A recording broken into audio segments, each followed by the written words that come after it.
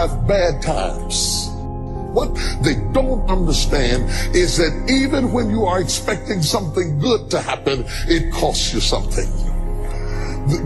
That hope costs you something. That expectation costs you something. It takes something for you to stand in a position of readiness, expecting good things to happen that don't.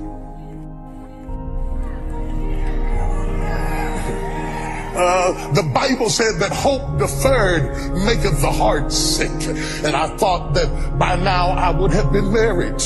I had planned a wedding for my 20s, and now I'm 42. The numbers have reversed, and I'm still by myself. Hope deferred makes the heart sick. I thought I would have my degree, but every time I get ready to go back after my degree, something sets me back. And when you keep wanting something that keeps evading you, if you're not careful, it will wear you down. To wait for something, anticipating it, and it doesn't happen, costs you more than somebody who wants nothing. That's why we have so many people who fall into the abyss of wanting absolutely nothing, because sometimes it is easier not to want anything than it is to want it and not get it.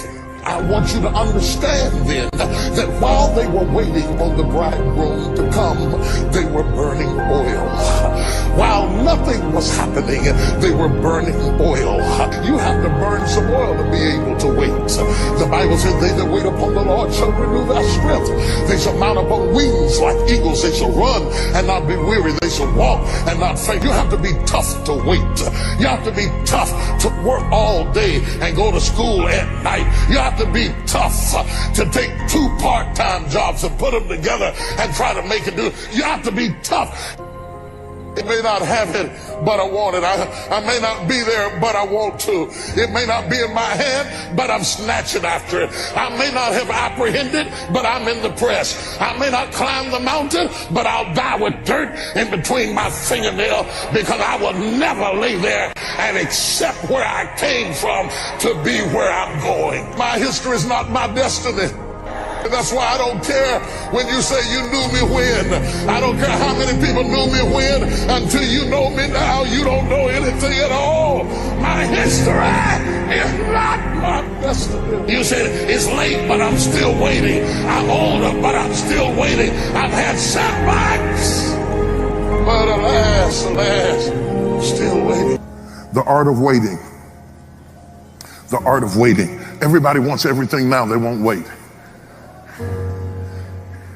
The art of waiting.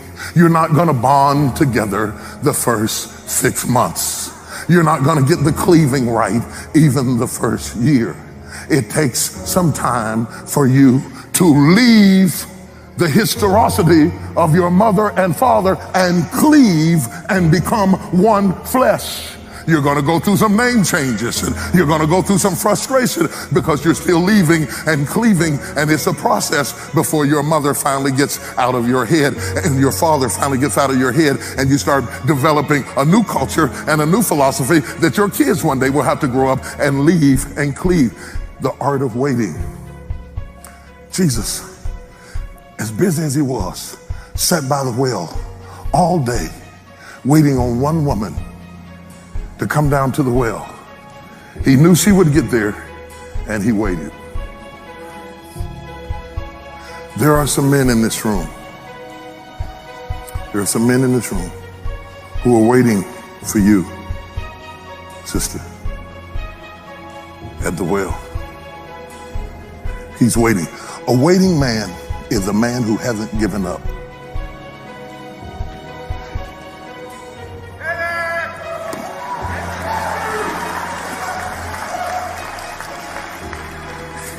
When a man waits, it just means that he hasn't given up. Brother, there's a waiting woman waiting on you to grow up.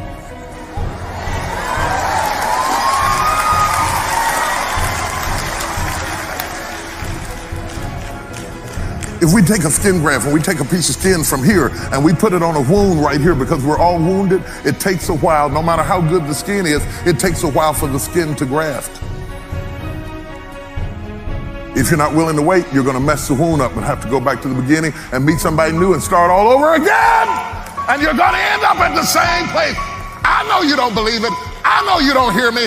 I know you think I'm stupid, but you are going to end up at the same place with the second wife that you ended up with the first wife. If you don't fix what's wrong with you, it is going to happen again. 50%, 64, 74% is going to happen. We happy now. You and her were happy at first. You're always happy at first.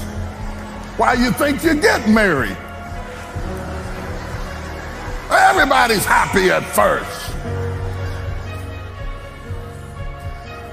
If your husband is waiting on you, if he's waiting on you, if he's fighting off the others, are you making him wait longer than necessary because you're distracted into your own things?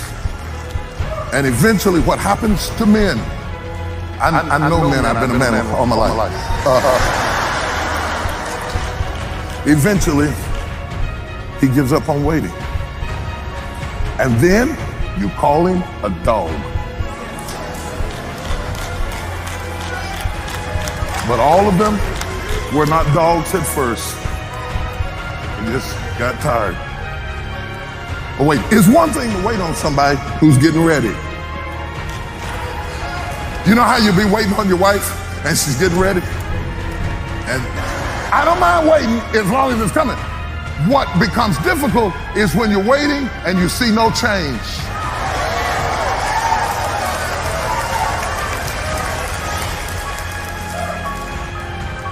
Because if I see you hurrying, at least I know that you're conscious that you're making me wait is putting me in a strain, and the consciousness of it is encouraging.